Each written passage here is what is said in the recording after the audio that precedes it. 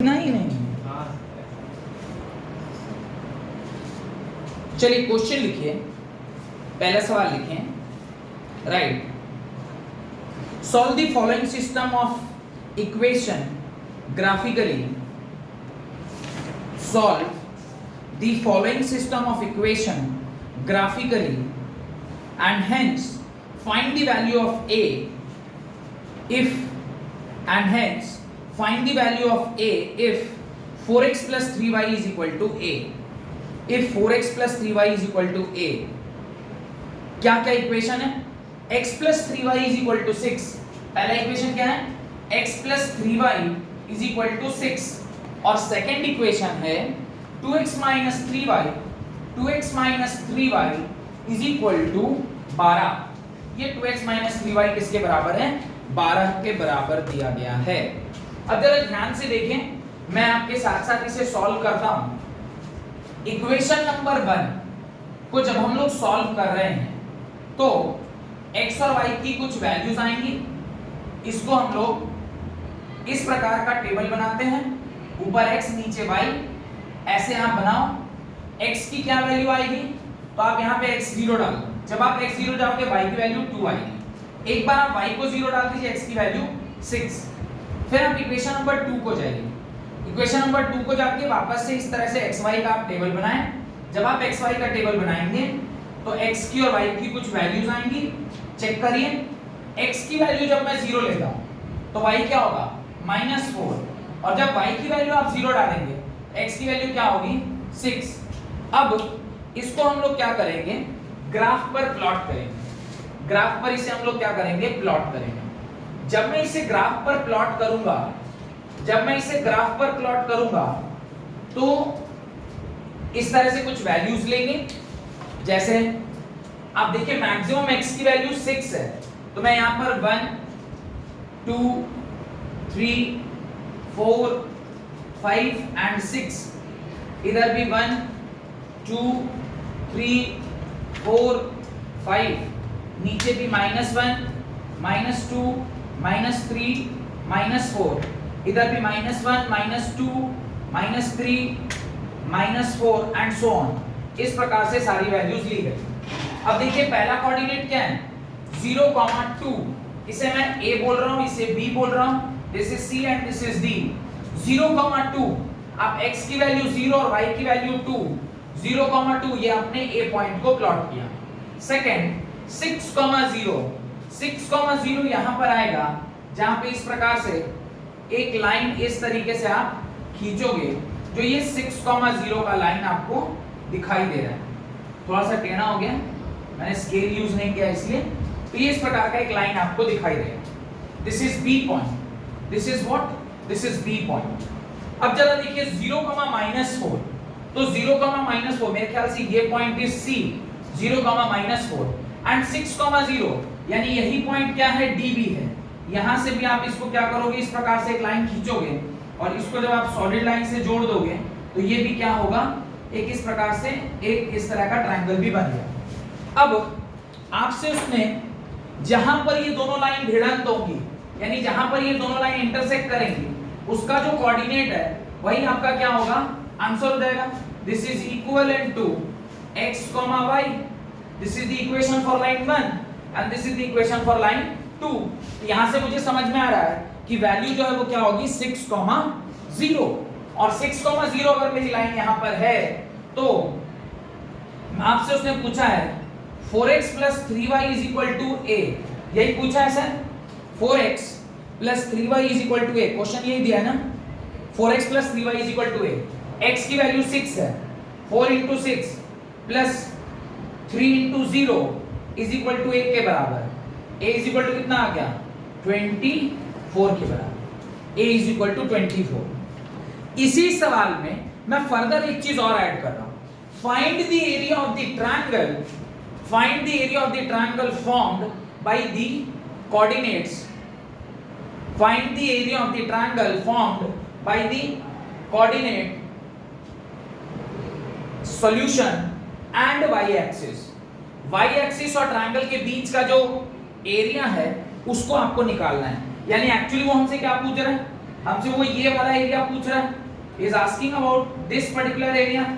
किसी भी ट्रायंगल का एरिया जो आप निकालते हो तो कैसे निकलता है, half base into height, area is equal to half base into height. Half ऐसे ही छोड़ देते हैं, बेस यहां से यहां तक का जो दूरी है दिस इज ओनली बेस, और परपेंडिकुलर डिस्टेंस ही क्या होता है, हाइट होता है। हाइट कितना है 6 और बेस कितना हो गया, इधर 2 और इधर 4, टोटल 6, ये भी गया, ये 3 बार में 18 स्क्वायर यूनिट, ये आपका क्या हो जाएगा, एरिया हो जाएगा। तो area will be equal to 18 square unit. ये बात समझ में आ गया? कोई डाउट है तो पूछिए। नहीं, इस तरह का कोई सवाल अगर आपको दे दिया जाए तो आप उसे बड़ी आसानी से क्या कर लेंगे, सॉल्व कर लेंगे। एक सवाल इसी टाइप का मैं आपको देता जहां पर आपको area of the shaded region निकालना है। What is the area of the shaded region? तो पहले सवाल लिखते हैं और फिर जैसे यहां पे शेडेड रीजन इस तरह से बनाया वैसे सवाल लिखते हैं। Right, draw the graph of 2x + y = 6। Draw the graph of 2x + y = 6 and 2x - y = -2. 2x - y = -2. Shade the region bounded by these lines and x-axis. Shade the region bounded by these lines and x-axis and find the area of shaded region. Find the area of shaded region. तो आपको पहले उस area को shade करना है और उसके बाद उस शेडेड एरिया का आपको क्या निकालना है, एरिया, वो शेडेड रीजन का आपको क्या निकालना है, एरिया निकालना है। चलिए इस सवाल को सॉल्व कीजिए।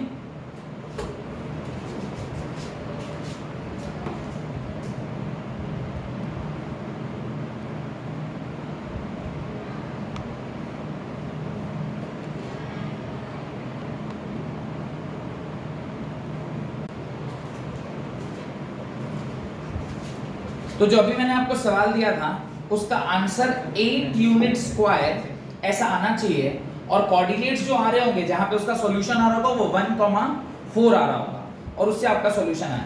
चलिए एक सवाल लिखिए, right the question. Next question जो है उसको लिखिए, draw the graph of the following equation. Draw the graph of the following equation on a graph paper. Draw the graph of the following equation on the graph paper. 2x + y = 2 and 2x + y = 6. Graph paper 2x + y = 2 and 2x + y = 6. Find the coordinates of the vertices of the trapezium form. Find the coordinates of the vertices of the trapezium form by these lines. Also find the area of the trapezium so formed. Also find the area of the trapezium so formed. Also find the area of trapezium so formed. तो ये जो सवाल है इसके अंदर एक ट्रापीजियम form होने वाला है, ऐसा वो कह रहा है। सवाल क्या है, 2x + y = 2, 2x + y = 2, और दूसरा इक्वेशन है 2x + y = 6। ये इस प्रकार से इक्वेशन दिया हुआ है। आपको क्या करना चाहिए, सबसे पहले इक्वेशन नंबर 1 उसको आप अपने इस प्रकार का डब्बा बनाइए, उसके अंदर x और y की वैल्यू आप निकाल के देखिए क्या आ रहा है। आप एक बार x0 लें, इक्वेशन नंबर 1 में जब आप x0 लेंगे y2 आएगा, एक बार y को 0 लें x1 आएगा। सिमिलरली इक्वेशन नंबर 2 इसको जब आप वापस से इस प्रकार से जब आप x और y से दो कोऑर्डिनेट निकालेंगे, इस प्रकार से x और y आया, इसमें भी जब आप डालेंगे तो x की वैल्यू जब आपने 0 डाली y 6 आया, और जब आप y की वैल्यू 0 डालेंगे तो x क्या आएगा 3 आएगा। इस प्रकार से आपको कितने कोऑर्डिनेट मिल गए, 4 कोऑर्डिनेट मिल गए, coordinate A, coordinate B, coordinate C and coordinate D।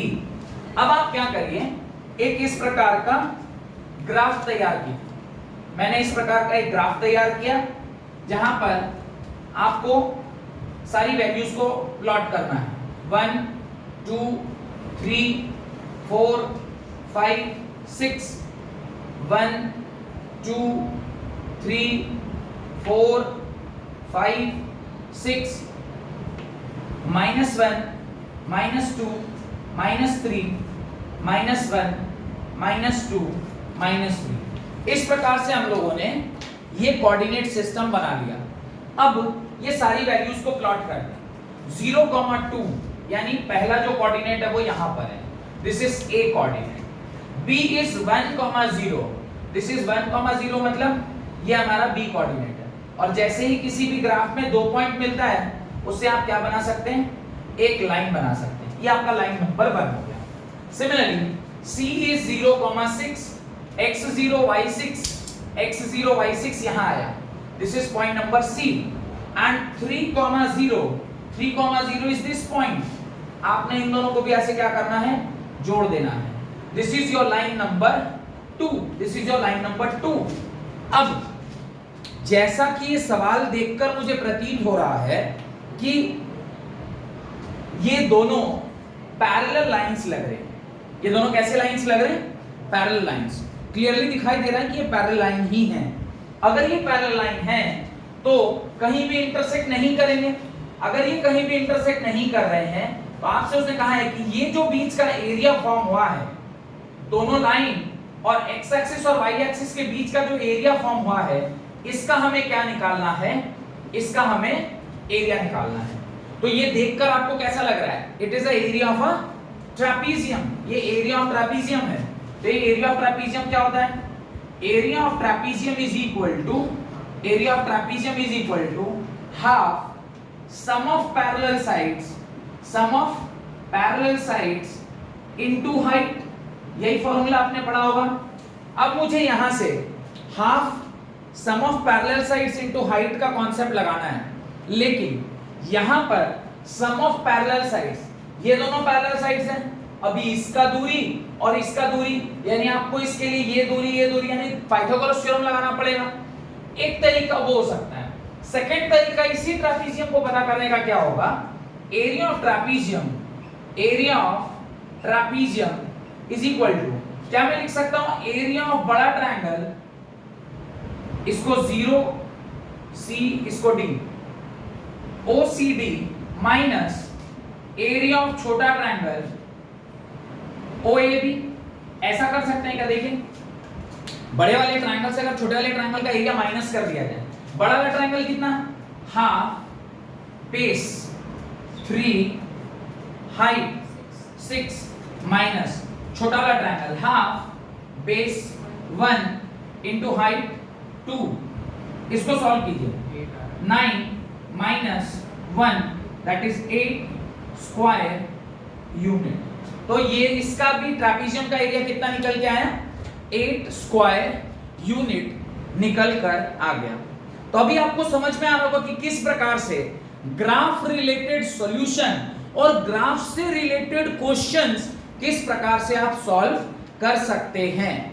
तो ये दोनों एक्सरसाइज सॉल्व करने के बाद, मतलब ये जो कॉन्सेप्ट सीख लेने के बाद, आप आर.डी. शर्मा की पहला जो मैंने बताया था इनकंसिस्टेंट कंसिस्टेंट, उसके बेसिस पर आप 3.1 बना सकते थे, और ये जो भी मैंने कॉन्सेप्ट बताया इसके बेसिस पे आप 3.2 पूरा कंप्लीट कर सकते हैं। तो आर.डी. शर्मा की 3.2 तक आप सारे सवाल आसानी से लगा सकते हैं। देयर आर 42 प्रॉब्लम्स जो कि एक्सरसाइज में दिए गए हैं, जिसको आप बड़ी आसानी से अपने कॉपी में सॉल्व कर सकते हैं। इसको करिएगा तो अगली क्लास में मैं आपको ग्राफ के अलावा, मैंने कहा और 3 मेथड आपको पढ़ना है। कौन कौन सा, elimination method, substitution method and cross multiplication method. तो एक क्लास में सब एलिमिनेशन, एक क्लास में सब्स्टिट्यूशन और एक क्लास में क्रॉस मल्टीप्लिकेशन मेथड पढ़ा दूंगा।